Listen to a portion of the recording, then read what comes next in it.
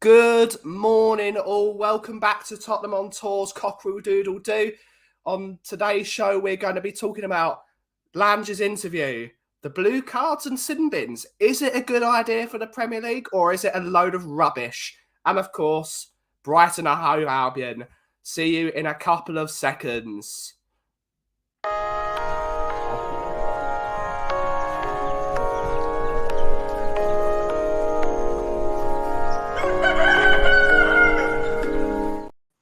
Good morning, everyone. Welcome back to Tottenham on Tour. We've got a great selection of guests this morning. As you can see, we're running things slightly. We no longer have a minute timer, which means, I don't know, you won't have a chance to jam for a minute and a half, but at least you get to listen to us for an extra minute and a half, which is always groovy. Joining me today, we've got my co-host on the Morning Brews, Mr. David. We've got Amir and we've got Mr. Lubin. David, how are you doing this morning, sir? Yeah, not bad, not bad. Weather's miserable, but yeah, I'm breathing and alive, so can't complain. Absolutely, weather is absolutely dreadful this morning, right? It's shocking, absolutely shocking. Amir, Aki, what's happening, buddy? Yeah, just adjusting to the new weather in well, not new weather, but the weather in England. You know, after being so many years in Israel, it's even though I was brought up here, you get used to a certain kind of thing, and then coming back here for, you know, we were saying off camera, it's like living in a cloud. It really is. It's just so misty, and it hasn't decided if it's raining or not, if it's drizzling or not. It really is something else. Absolutely. And finally, Mr. Lubin, how are you doing this morning, sir? All good. Well, firstly, it's Friday, and secondly, we've got a match tomorrow. So happy days. Ange Ball Eve is back. Ange Ball Eve is back. Let's get into it, everyone. Yesterday on the Tottenham Hotspur YouTube channel, they posted an interview with the current technical director, Mr. Johan Lange, talking about signings, his work with Ange, and all round. But actually, no, I forgot to introduce the guest. Let's see. Whilst you're thinking about Johan Lange, let's see who's in the chat. Let's say morning to our members. We got we got Sean Slater, we got Rady Id from Guardians of the Pombo, we got Andrew Gregory, we got Kimber, Mr. Colin Cross. I don't know who this guy is. We got the number one Agambar in the world. We got Phil P. Even though people don't like announcing me like he's an owl, he's my guy. So I'm going to say woo. Anyone that doesn't like woos can boo it off. We got Fran. Good to see you, Fran. Tavacron Wembley 1. Sammy. We got Benjamin Foster. MZ. And Rhythmic Renegades. Adiz. Ash. Lee. And the Sheriff. Right. Johan Lange's interview. David, what did you think? Yeah, I mean, it was an all right interview, you know, gave us a little insight to what he's thinking and how the club are thinking of transfers and stuff like that. I mean, it's not something we haven't heard before, is it? I mean, we've seen it under Paratici when he was in his little coffee shop with the kids screaming in the background, you know. It's just your normal general chatter, innit, that they give out when the window's finished and stuff like that. So, but it was nice to hear, you know what I mean, the progress of the club, you know, and where they want to go and where they want to progress with things and how they're looking at the team. And not just that, they're looking at the youth, they're looking at the women's team as well. So overall, it's your standard interview, but it was nice to hear certain things, you know? I thought it was very refreshing, Amir. What do you think of it? I thought it was really refreshing to talk about the entire club as a whole. We, again, like David said, we had it with Paratici, but with Paratici, it seemed a lot more scripted, a lot more deliberate with the way he was talking. But I think with Lange, I think it was really good. I thought it was really refreshing. What do you think?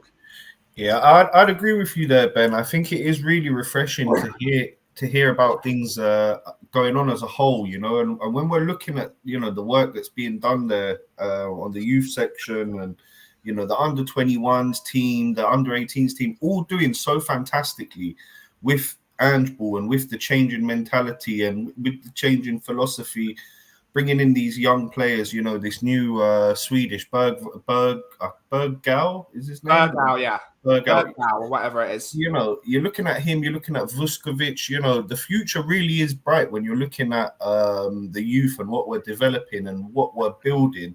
So I'm very happy about those things. And, you know, seeing us just absolutely smash teams in the under-21s is, you know, doing fantastic. I really think that's a positive. Just one little caveat and one little negative. I do think, though, our transfer policy does need to, for me, it needs to change a little bit, to be honest. We can't just look at youth. You know, I've been saying for a while now, I think it's time in this summer that we go out and sign 2 marquee signings. And when I say marquee signings, I do mean going out and spending that, you know, 60 to 70, 80 mil and go and get players that will battle for first positions. But yeah, apart from that, apart from the marquee signings, I'm very happy with the direction that Lange is going in, the way the youth is. I think we're on the up and up. There's many positives there. We just need to be building on it. And the fact that we have the advantage with the FFP, I think this summer you go out and you take advantage of that fully. Good stuff. Ian, what's your thoughts on the interview? Do you agree with the 2 boys that have just followed you? Or, yes. Or do you think it's a good... No, I think Lange has come out, obviously, previously Paratici has spoken, but that obviously isn't going to happen now until he's through this, until he's back full time. So you got Lange talking. I think it's very helpful because you never hear anything from the club. You know, for me, that's been a major issue since Enid took over. And the interview was good. The interview said all the right things. Mm-hmm. I do agree with Amir regarding a marquee signing, just a centre forward. That's all. Just to work alongside someone good to work alongside Richarlison. I think, you know, the way other clubs use 2 centre forwards, I think the money we spend and who we go for could depend on what Richarlison does between now and the end of the season.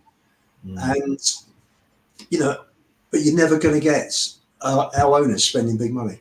They haven't done for 23 years. They're not going to start now. They're just not, which is why they're going down the route of trying to pick off the best young talent, which is the other end of the spectrum. And, you know, they're doing okay. You know, you look at next season, you look at midfield, you've got Devine coming back, you've got Bergvall coming in. Mm-hmm. For me, you've got the boy Tyrese Hall, who I saw in the Youth Cup match on Tuesday against Bournemouth, and like I did at Burton Albion in the previous round, last one. The guy's fabulous. Bring those 3 in. If you sell the Celso, Skip and Højbjerg, you don't need to spend the big money. You got the players already, and you got them in place. So, but yes, generally encouraged with what Lange had to say. Absolutely. Before we go back to the other 2 boys to talk more about the Lange interview, what did you think of Tyrese Hall's performance in the Youth Cup? Because you went because you just said it. Go into it. Dive into what Tyrese Hall was going to do for Tottenham, and if we can really get. I know Man City have been sniffing around him, so they have. He's not a boy we should be getting rid of, is it? Oh God, no. For me, he should be in the first team squad next year. Yeah. He probably needs building up fractionally because he is slight, but then so was David Silva and so was Lionel Messi, you know, in terms of build. Mm. So, but his way to pass is superb. The timing of the passing is excellent. He spins off at 180 away from players; they don't get near him. And the kid at that level, you know, I know FA Youth Cup, under-18s, and Premier League are worlds apart. But he stood out. Him and Mikey Moore stood out head and shoulders above everybody else again. So, you know, you can see the players that are coming through the same way that when I watched Rooney play for Everton at Spurs in a FA Youth Cup semi-final, the season before he broke through in the October with that goal against Arsenal. You know, it was head and shoulders. So, no, first class. You know, the youth team played like the first team, played inverted fullbacks, pressed hard. You know. Pushed up on their back 4. The first 2 goals came because of that. Yeah. You know, Bournemouth gave the ball away, and before they knew it, the ball was in the back of the net. We were 2 up in 7 minutes. So it's encouraging. You can see that the same style is being is being taken up by the whole club, right the way down to the academy.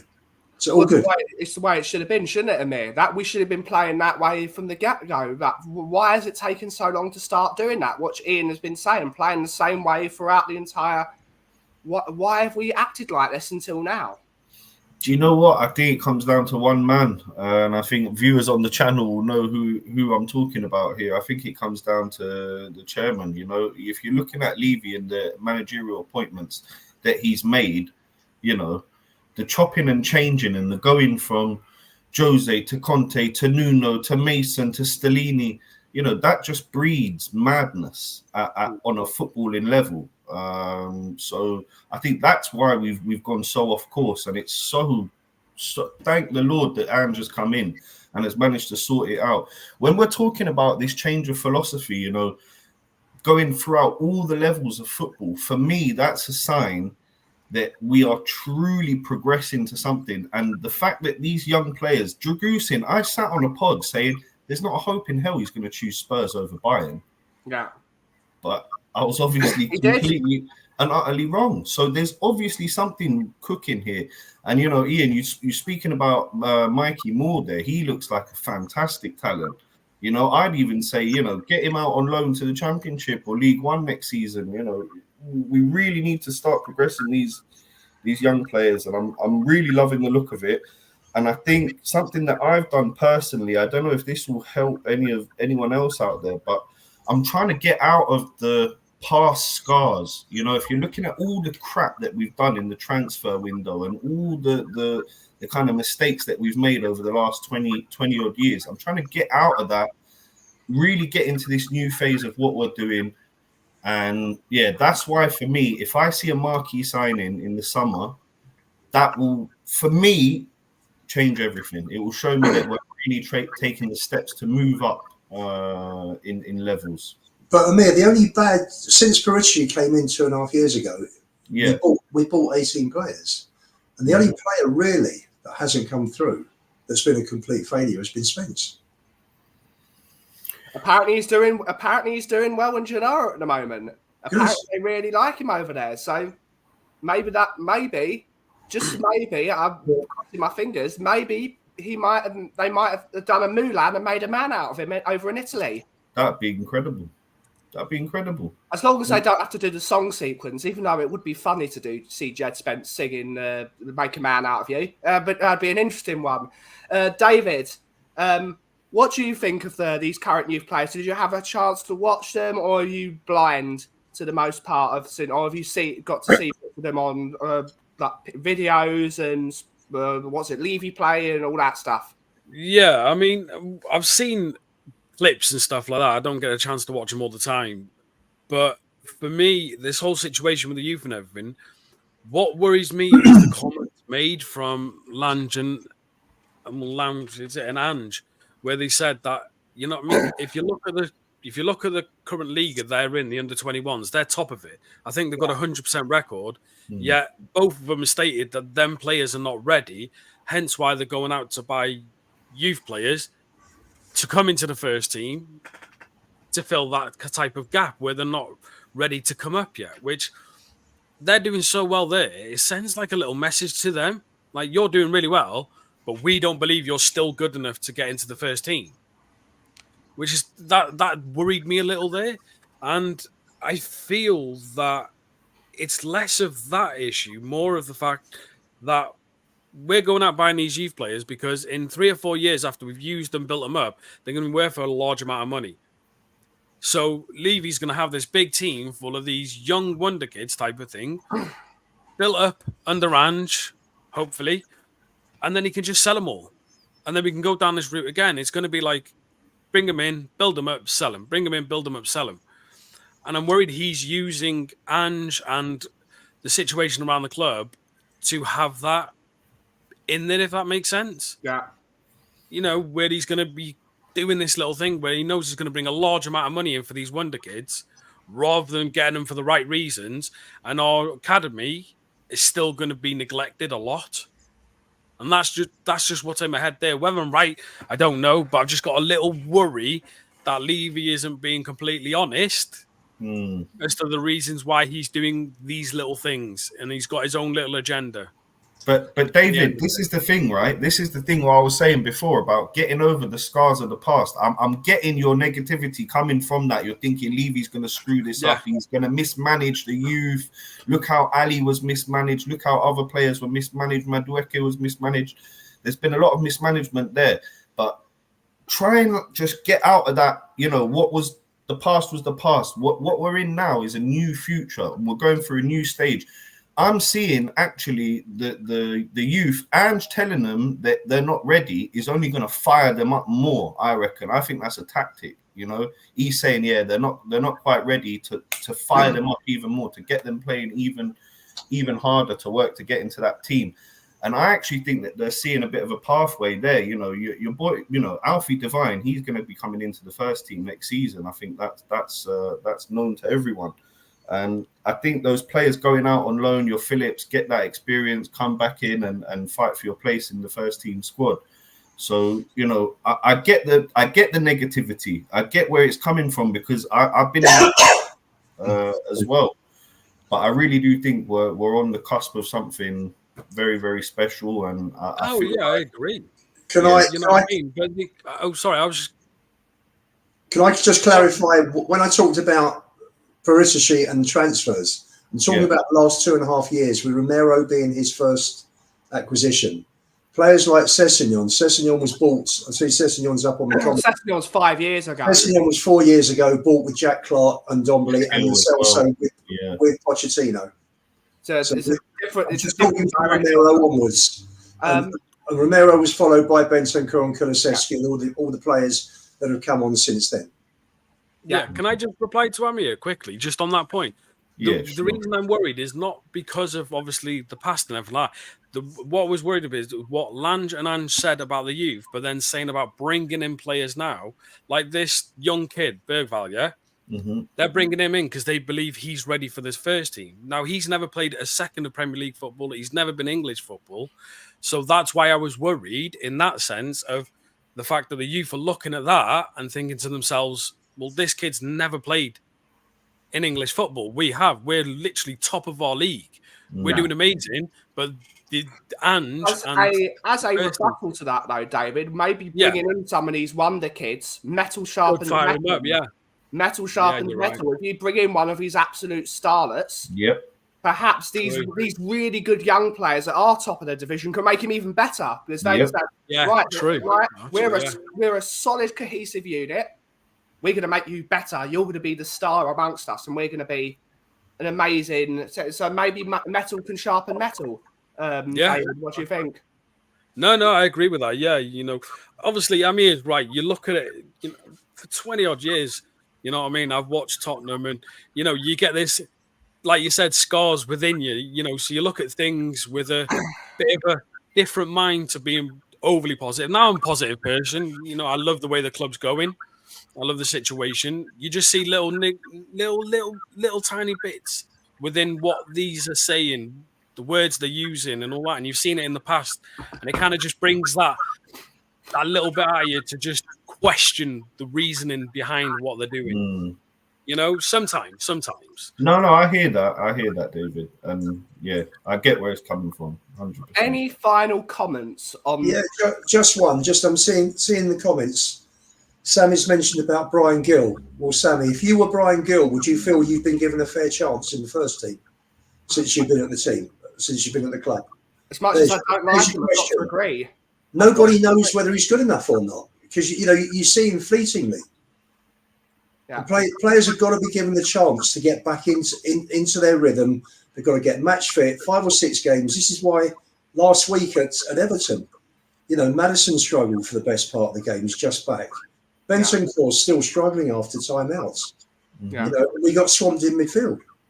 Oibley, we know, isn't quite up to Ange ball. So we lost the midfield, and ultimately we lost 2 points.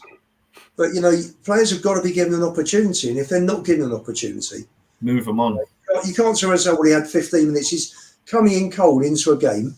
Yeah, it's not fair. Gill's never been given a proper opportunity. I'm not saying he's the answer. I'm not saying that he would be good enough. because I genuinely don't know. You have to see him play at least a few times. That's right. Yeah, absolutely. Before we head on to the next topic, which is probably going to be the longest topic of the show, I would reckon, because it's the most absolute ridiculous story on the planet. Just a quick plug for the coffee company. We are currently streaming at the same time as Tottenham on Tour. We're doing one of these dual stream thingies that the kids have been doing around the block. So I have dropped the link in the live chat. It's right there. Please subscribe to the coffee company if you haven't already. We've got a new coffee coming out in the next week, if I can get better in the next week.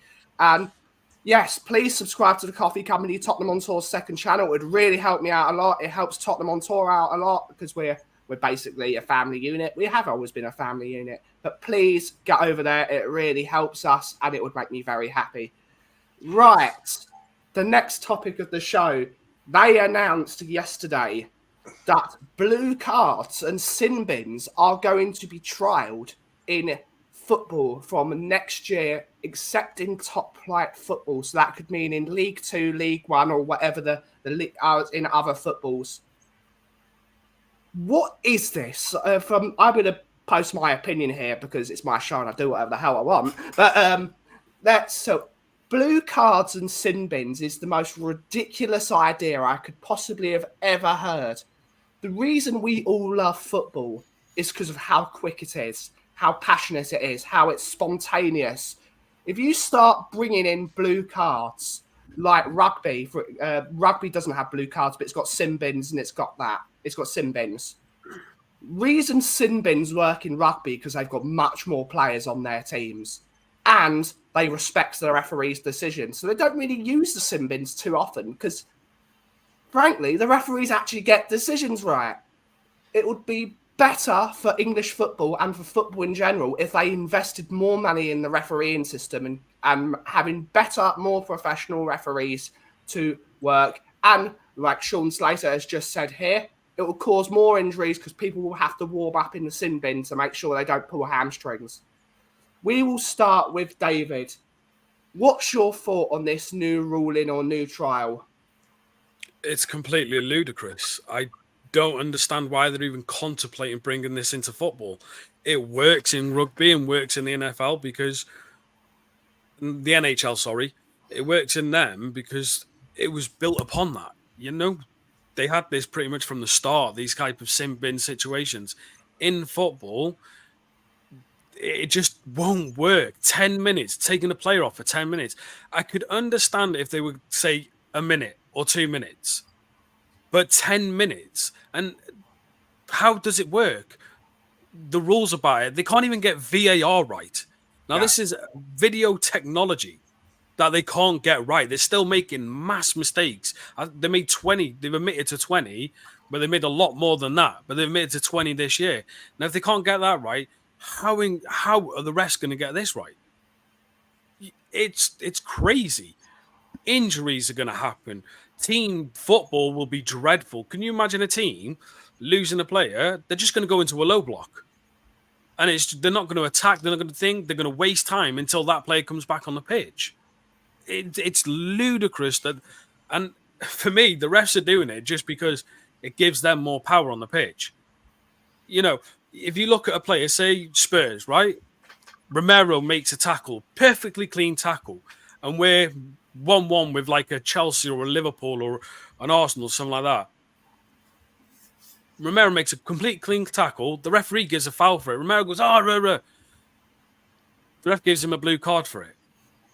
But the ref's at fault. The ref made the wrong decision of a perfectly clean foul, but yet Romero will get, say, if it's him, he'll get punished for it, and then we lose him for 10 minutes. So we lose a defender for 10 minutes, which gives the opposite team a complete advantage. And refs are biased. No one can say they're not. Refs are biased towards teams. You see it game after game where they'll be more onto one team than the other. They'll pick and choose who they decide to give more cards to give the easier fouls to. I mean, you look at us this season. We've had one penalty. Yet we spent more time in the opponent's box than any other team in the Prem. We have been hacked down. We've been kicked the hell out of all season. Get nothing. Our player's shoulder barge is another one. It's a yellow card. And it's not just us. There's many teams out there the same. It will ruin football completely. And it won't be the end of football, but the enjoyment of football, the reason us fans are fans of this sport, will take a lot of that away. And I can see people not going to stadiums and that to watch it because it will be boring. That's a brilliant speech. End the show. End the show. Amir, this is madness, isn't it? It's totally madness. Do a David. Speak for as long as you need to talk about this stupid ruling that they've brought out. Well, it's the biggest can of worms ever introduced into the game. I think, what David said, he was spot on. We can't get VAR right, and they want to add in a whole different card and different level of, foul for sin binning. It's just, I don't know who comes up with these things, but they're obviously not football fans. They're obviously, they want to create money for advertisement, blue card sponsored by whatever, and they're going to have quarters and cooling breaks. And I don't like the way where the game's going in that sense, Ben. It really frustrates me. And, when I see that there are things that could be done to improve the game, very, very small things that aren't being looked at. And, instead they come up with all these crazy ideas. It really frustrates me, to be honest with you, Ben. And, I don't envy the job of the referees, and bringing this thing in will just make things a million times harder for them.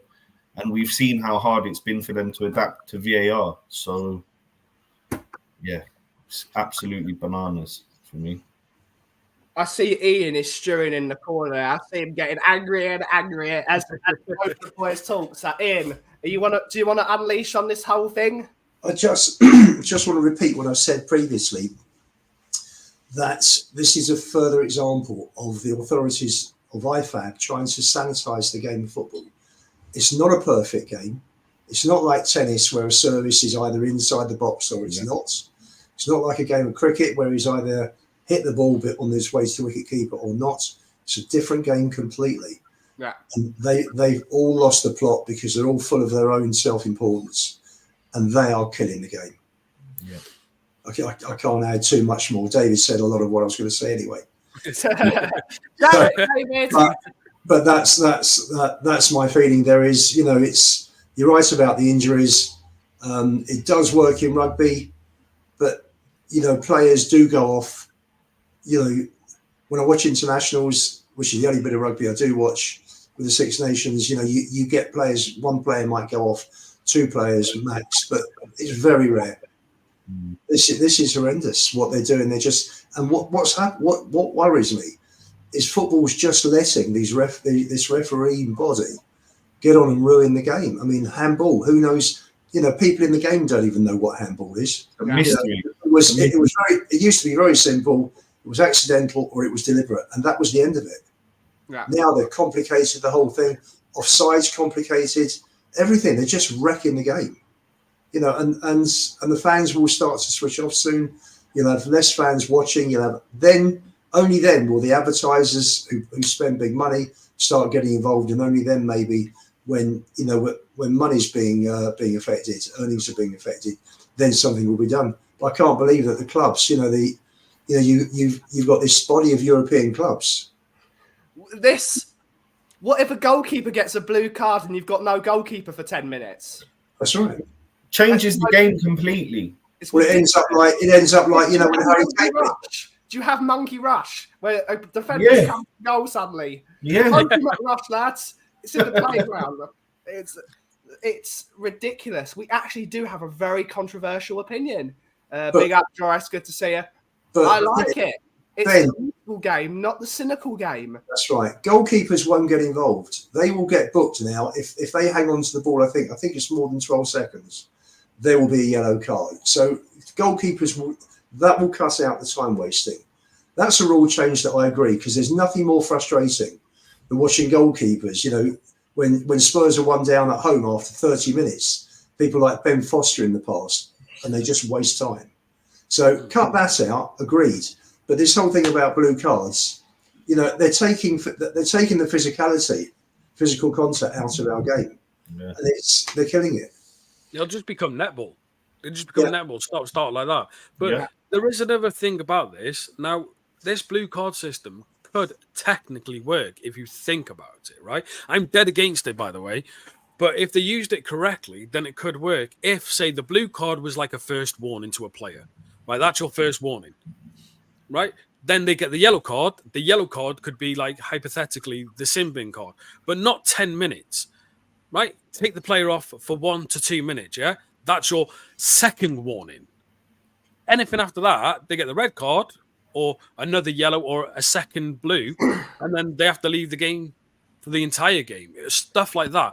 There's ways to do it, but the idea of what they're bringing in now is ridiculous. There is ways to use it correctly, but it just won't work because there's too many different entities that thing. What happens when, like, you see a City, with Haaland, Silva, De Bruyne rushing the referee? Does he give them more blue cards so 3 or 4 players go off at once? How many players are allowed to leave the pitch at once? Yeah. David, I don't think whether it's 2 minutes or 10 minutes makes a difference. I just think it's a bad idea. If it's 2 minutes, I agree. No, 2 minutes, it makes no difference. You may as well not have it for 2 minutes. 10 minutes is a deterrent. So, but the whole thing's wrong. A lot of people are talking about injuries.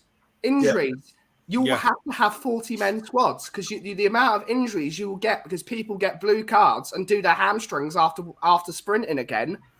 We are in an absolute epidemic of hamstring problems. It's all over world football because of playing too many tournaments, too many games in too small space of time. With the speed of the game, they used to be able to play 2 games in 2 days when the football wasn't so fast. Now it's so quick, you cannot see it.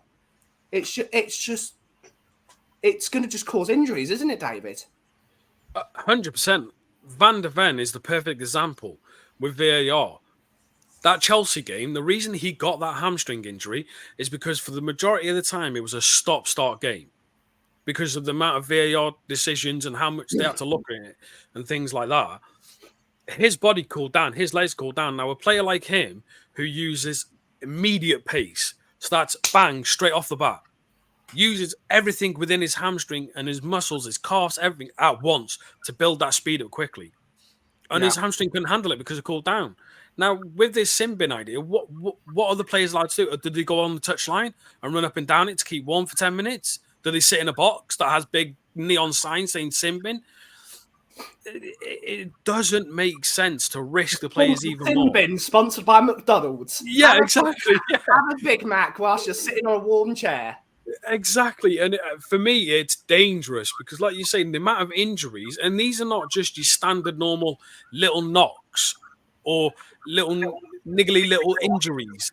These are ACLs, MCLs, hamstring injuries that are keeping players out for so long. Yeah. And it's not only ruining their career, it's ruining football, it's ruining teams. It's just dangerous. It's dangerous. That's what it is for me. It's dangerous. In regards to George's saying, watch nearly all cynical fouls end, achieving the goal. With this, I don't think this will end it. What will happen is teams will have a designated cynical foul guy. Exactly. They will have a designated, right, you're going to kick the guy. You're going to be the guy, and then they will just put 10 men behind the ball. Like a Tavrock on Wembley. How many people score within 1 to 2? No, what they will do is they will put 10 men behind the ball, like Man City can do because they've got the better defenders. But in a case like Luton Town, if they lose a defender against Man City, it's going to be 10. They're going to score 3 goals in about 5 minutes. Some of the it's only going to benefit big teams because they've got the squad and they've got the money to buy players and say, you know what, Højbjerg, you're our cynical foul guy. When they make a break, I want you to take him out. Because it makes no difference if Højbjerg is on the pitch for 10 minutes or not. It's terrible. But they will have a cynical foul guy. They will have a guy that's specifically in the team to call cynical fouls, just so they get sin binned. Can I just reply to Amin, who just said the old guard on here should calm down? Basically, football's been fine for 100 years, and all of a sudden they've started making these changes. It worked for years. It's the biggest game in the world and has been This is exactly this. This is what I'm referring to. It's not a question of getting used to it. If something's wrong, get rid of it. Don't say, well, it's wrong, but we'll accept it. There's too much acceptance of bad situations today. Yep. This is one of them. VAR should be scrapped. Should just be scrapped. Yep. Get back to a referee in the game properly, with accidental and deliberate handballs. We've got take up the UEFA automated offside system and keep VAR specifically for whether the balls, whether a foul or handballs, whether an offence has been committed inside the 18-yard line or not. Goal line technology is already in place, and that works very well. And that's it. Simplify the game. Don't complicate it. They're wrecking it. It's like going to a restaurant. I'd rather go to a restaurant that does 5 things really well than go to a restaurant that does 1,000 things badly. Yeah. And that's what it is. Haven't we progressed through the years, though? Yeah, but haven't we progressed through the years? I mean, you look when football was around, right? You could pass back to a keeper and he could pick it up. There was no offsides. We have progressed the sport through the years. The difference is this type of progression is damaging the sport, and that's why we're against it, because we don't want the sport to be damaged. Passing back to the keeper was scrapped, right? So that's great. That improved the sport. Offside improved the sport. It had entertainment to it. Cynical fouls add entertainment. As a fan, you're watching a player run on goal and someone takes him out and gets a yellow card. That gets the rival fans like, rah. The home fans are like, yes. You take that out of it, what are the fans got to be excited for? You know what I mean? Watching all the players on the pitch individually in little boxes on the pitch, standing there and passing the ball like netball. Yeah, it's dangerous the way they're going. You can change the game up, but doing it positively. This, like VAR, like Ian said there, and like this blue card system, that's changing the game negatively. If you want to improve the game, get the refs to be more consistent with the decisions. Teach the refs better. That's it. You want the refs to have respect from the players. Yeah. Give the refs the ability to actually ref the game. Any decision now, it's VAR. That's it. It's straight away VAR. Why can't the ref make that decision? This is the really funny thing. I doubt you could go to an insurance company and blame VAR for a hamstring injury. They will sponsor the sin bin. It will be the sin bin sponsored by Claims Direct. Have you had a hamstring injury that wasn't your fault? Call Claims Direct. Or Hastings Direct. 0800 00. Get in the sin bin. I need to work on that. The insurance company will sponsor the sin bin. The sin bin sponsored by 321 Red.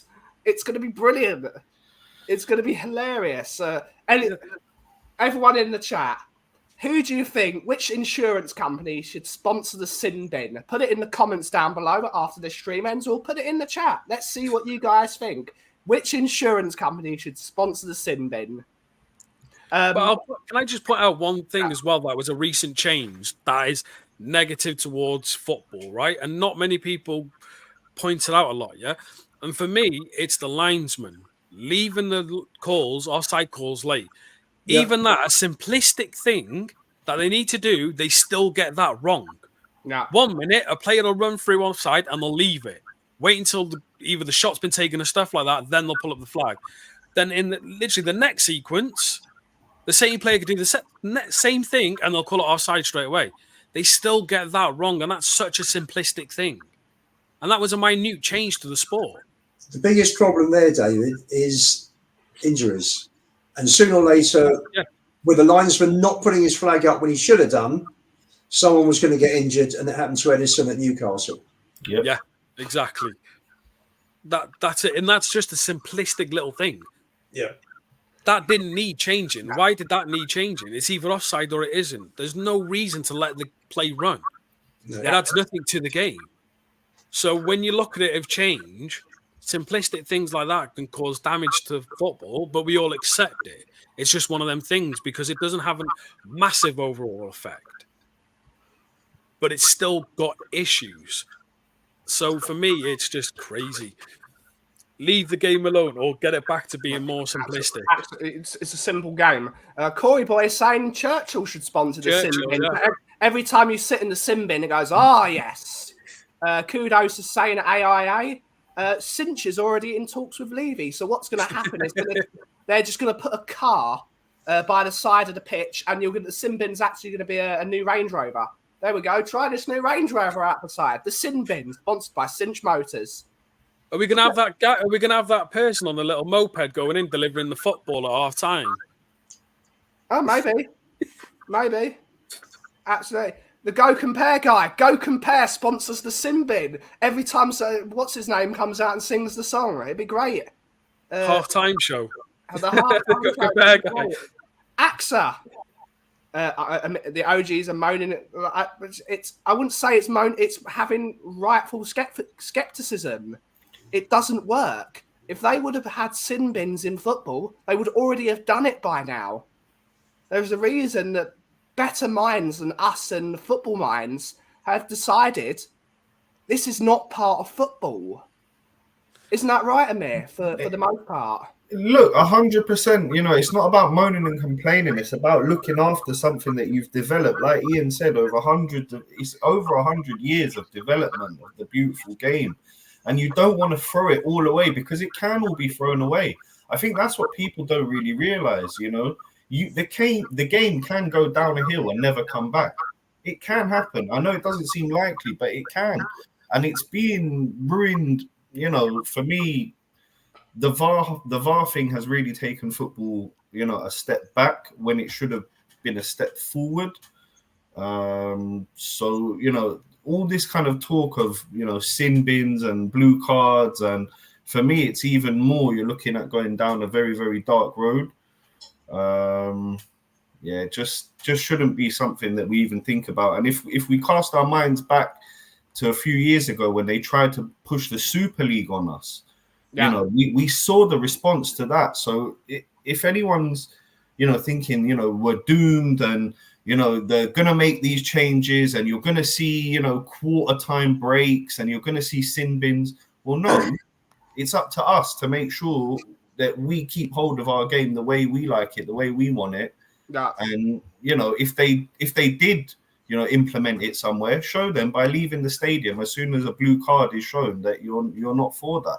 The same way we did with the Super League and we rallied against it. And, you know, you've still got people pushing for it, but you've got a mighty force coming back at them. And that's what I think football fans need to kind of remember, that, you know, at the end of the day, they don't have business without us. Yeah. Final words on the topic, boys. Who wants to speak on it? Ian, have you got any more to say on it?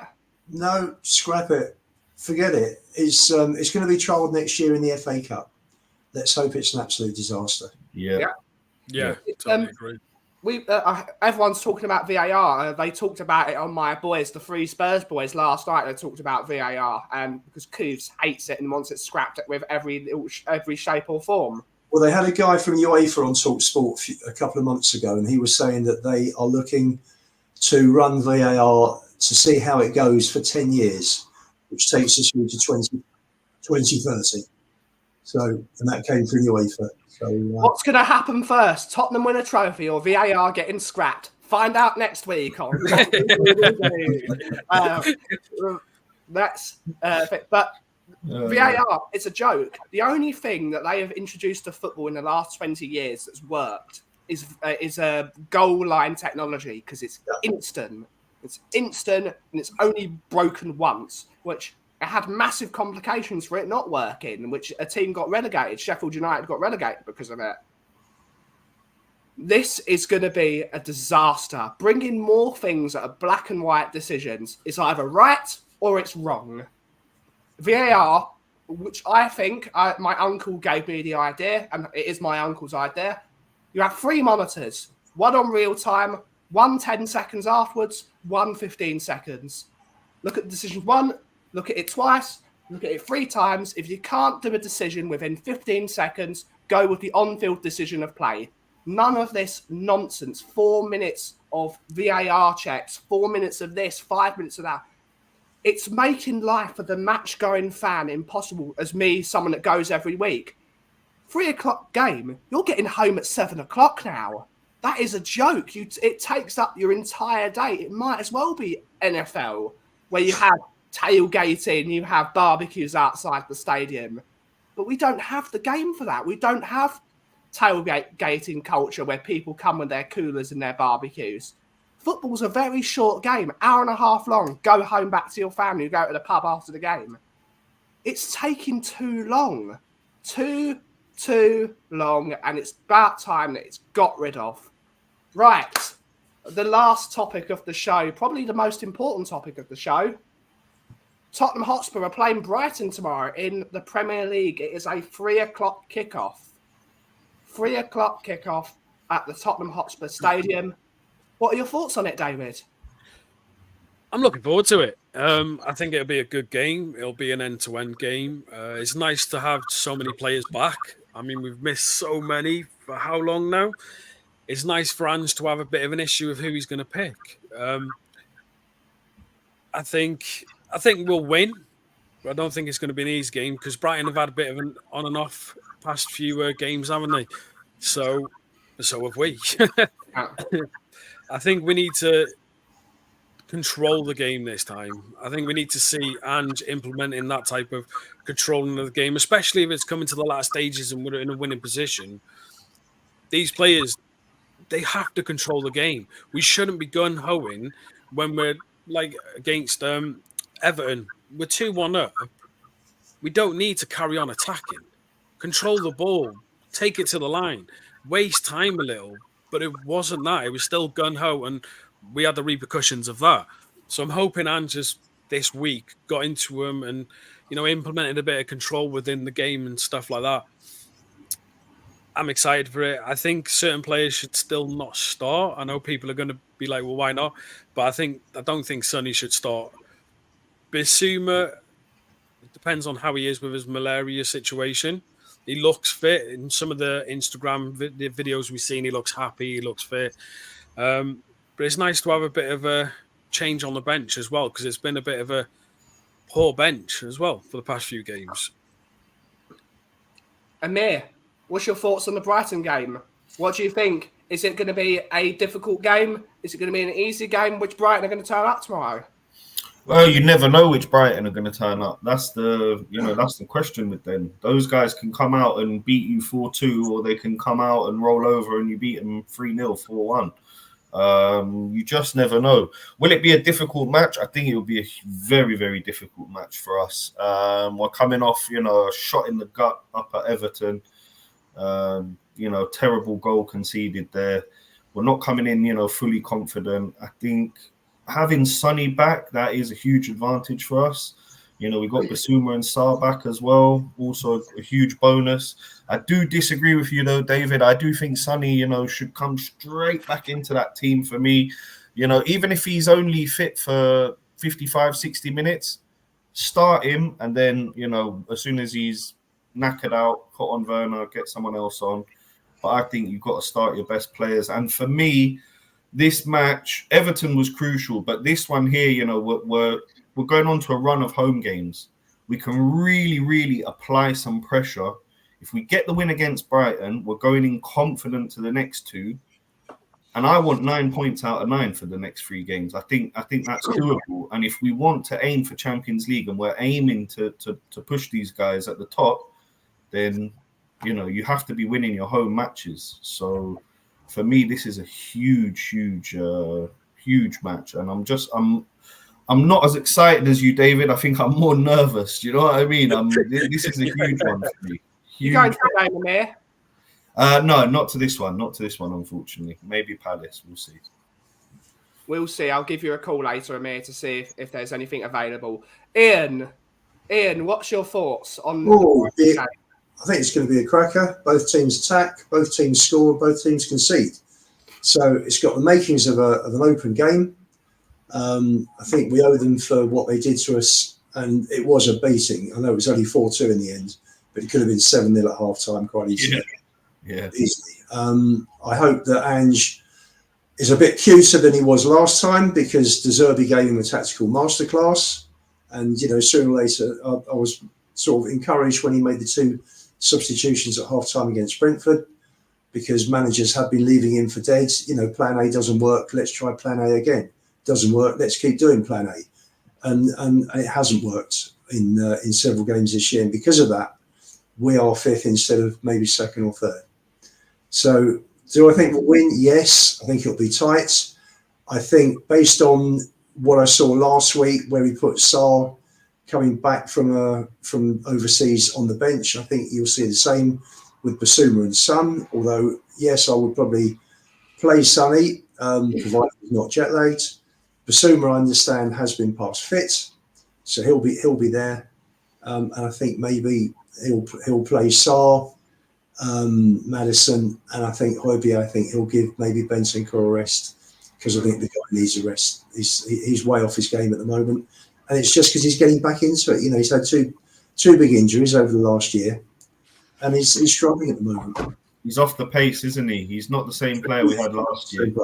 He's not the same. Same as Maddison, though, isn't it? You know what I mean? He's just come back. They're not going to get straight into it, are they? They need a few games in them. They do. They do indeed. And that's what went wrong last Saturday at Everton. The game was lost in midfield. Maddison was just coming back. Benson comes off his game. Højbjerg's not up to it. And we were buried in midfield. You know, we got away with a draw. Ian, in the end. Ian, for you, do you think that his management of that second half cost us? Do I think it cost us? His subs, you know, the way we I think he made. I think with the subs he made one mistake. I think at the end of the day you've got to keep the ball, particularly when you're under pressure. Yeah. And one player who could put his foot on the ball was Maddison, and he took him off. And as soon as that happened, the floodgates opened, and they just poured through midfield even more. You know, you can look at mistakes. Kulusevski lost the ball. Yep. Mero headed it back across goal. Richarlison didn't track Branthwaite. Players make mistakes. It happens every game. They're human. But in terms of tactically, yes, he shouldn't have pulled Maddison off. Shouldn't have pulled him off. Yeah. Who do you think starts tomorrow, guys? Who do you think start? Let's go through some starting 11s before we get the final thoughts of the show. David, what's your team for tomorrow? Obviously, Vicario in goal, Porro, Romero, Van der Ven, Udogie. Midfield, it's a tough one. Obviously, Maddison has to start. If Basuma's fit, I'd like to have him in. Yeah. And